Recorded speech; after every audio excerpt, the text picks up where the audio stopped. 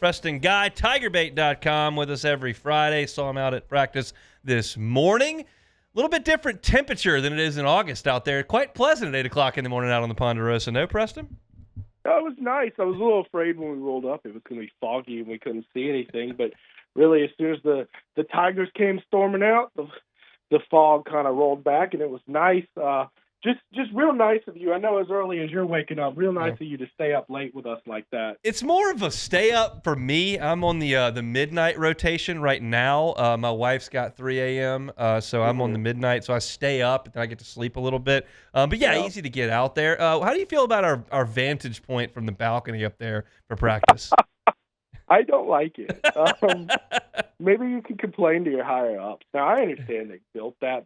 Probably strategically speaking, they don't want to get things that I want to get. But, on especially days like today where they're not scrimmaging, right, and there's no defense, they're throwing against air and doing individual drills and stuff, I love being on the ground where I can see details. Like, how is this coach coaching? What are the details he's telling? You can kind of see a little finer details, like how quickly did this guy hit the dummy, or how physically, intimidating does this player look? All those little microcosms of details that you get from days like that. We're not really able to get too much of that, but, it's still, I appreciate them giving us access because, 2 coaches ago, you'd be lucky to get one during his era, Yeah, no question about that. So as far as what you're looking for, I mean, I could ask direct questions, but I'll let you kind of lead the conversation here. What caught your eye or has caught your eye this week? Well, what's caught my eye is who they're choosing for the unit. I mean, you look at their first-team unit, it is all returning players, right? And for many of that's to the dismay of the fans. I think a lot of fans are upset to see things like DJ Chester as your starting center still.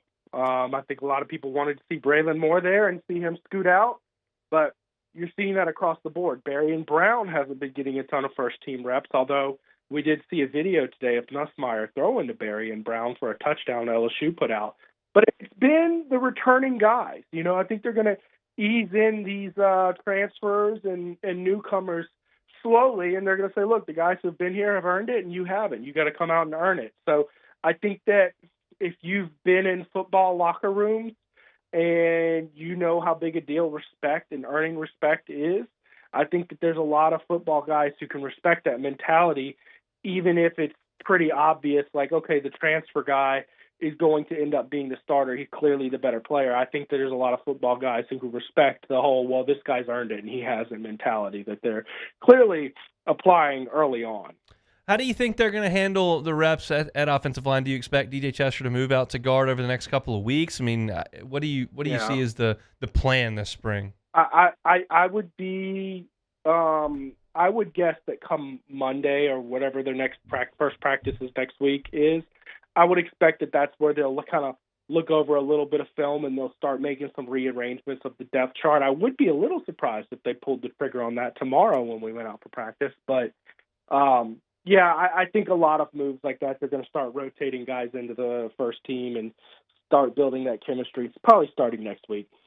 You're looking at Trey'Dez Green running with the ones when they kind of do that dry offense, and Bauer Sharp slides in there as well. How do you feel about that rotation at tight end and what they're going to ask those 2 guys to do? Yeah, I think that's a really good rotation, especially they're using Trey'Dez Green a lot to split outside, which is going to create matchup issues. I mean, you got to think about who do you cover a wide out Trey'Dez Green with? Are you putting a linebacker on him with all that open space and, expecting him to be able to hold up with him? Do you put a nickelback corner who's 5'10" on him? You're probably going to have to go with, something similar to, a safety of some sort, just to be able to cover that. And that means you're committing a safety to what is essentially a traditional slot receiver. So love that. And I love Bauer Sharp because, he brings a more traditional tight end blocking type ability. But I think they're both absolutely good enough to command reps in this offense. I don't think it's going to be like what Mason Taylor was doing last year where, 80% of the reps and 90% of the production was going to him, right? I think they're going to rotate it out, keep them fresh, and use their skill sets to their advantage. I love that. Have you noticed any true freshmen out there?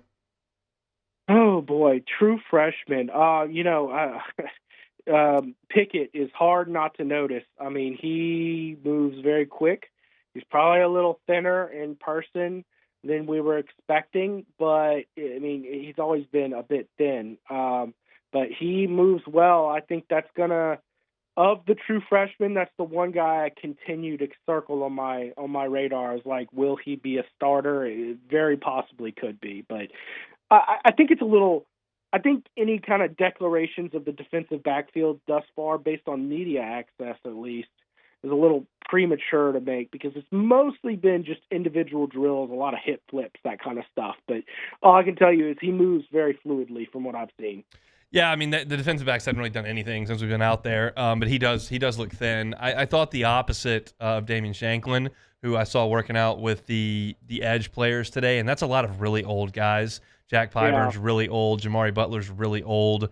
Like they've got some old players, and he fits in with those guys. He doesn't look any different, and that stood out to me. Yeah. Do you think he's got a chance to play, or is it just a deal where he's got a lot of guys in front of him and he's got a year to season? Hunt, I'm wondering if your edge rushers are going to be your most impressive unit come this fall. I mean, they look good out there. You didn't even mention Patrick Payton, who I saw him today, and I was like, he's a little slender. What's his weight listed at? Oh, 255, and then you see, oh, wait, he's 6'5". Okay, all right. So he is a lean, built guy, not much fat on him at all. So, I mean, you talk about Pyburn, you talk about Patrick Payton, Butler, all these guys. And I didn't even mention Relaford, who's looked really good out there. I mean, he really quick and fast and seems to know what he's doing. And then you start talking about that, and it's like, well, how do you see other guys really getting a chance?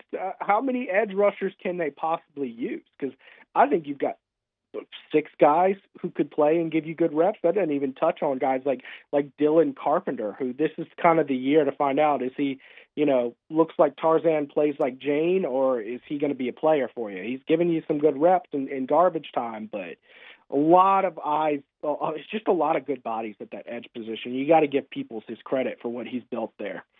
Any thoughts on Michael Van Buren throwing it around out there? Yeah, not too many. I'll say this. He's definitely small. But he's polished, especially when you look at Juwan Johnson, then rotate in. First thing you notice, Juwan Johnson's a lot bigger than Michael Van Buren, right? I mean, and not just in height, but like he's heavier. He's more built out. He actually doesn't really look like a defensive back taking reps at quarterback. Like he's a stout guy. He's got some meat on him. He could take a hit. That's the first thing, but in terms of how polished he is playing the position, Van Buren way more polished, way more clean. Today, instead of splitting second-team reps, they rolled with a skeleton crew at third-team offense because they didn't have a full 15 offensive linemen, I suppose. But they rolled with that and gave Juwan Johnson and gave Michael Van Buren all the second-team reps to himself. So I think that's a good second-team quarterback, possibly heir apparent to Nussmeier next year. We'll see, although we are in an era where, you can look up and get a lot of money and basically pull in as good a quarterback as you can find in the portal every year. So it's never a true heir apparent situation, but, it definitely sharp out there. Last one here, Preston. We appreciate some time here on this Friday. I was looking out at the punt returners today, and you saw Xavier Thomas, you saw Aaron Anderson, you saw Barry and Brown out there catching punts, and I was like, that looks good. Yeah, no, well, I'd say for the first time in a long time, you feel really good about your punt returner, kick returner situation. Hopefully Aaron Anderson can get a little more sure-handed.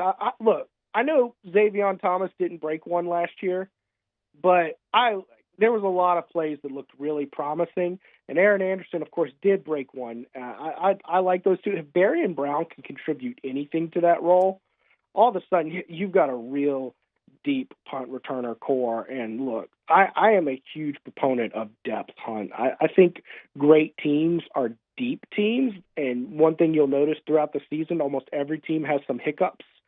Sometimes Jordan Jefferson gets into a bar fight, and you just look around and say, oh yeah, I guess this 50-year senior backup quarterback guy can kind of handle the load for 8 games or whatever.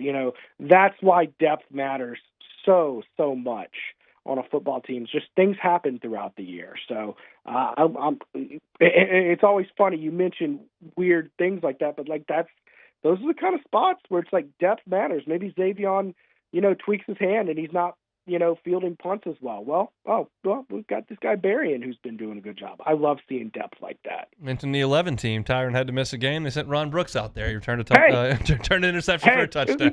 Hold up. Case study on that 2011 team. I mean, the third string fullback was J.C. Copeland, and he was a beast. I love situations like that where you're just an abundance of crazy talent in weird spots, but it pays off. Spring practice reports, certainly video recaps as well, all at tigerbait.com. Preston's good enough to give us a little bit of time on his Fridays. Have a good weekend, man. All right, Hunt. Congrats on the kid. Hey, thanks for watching Hunt on LSU. Before you get out of here, do us a couple of favors. Hit that like button, leave your comments below, and subscribe to the channel for all your Fighting Tiger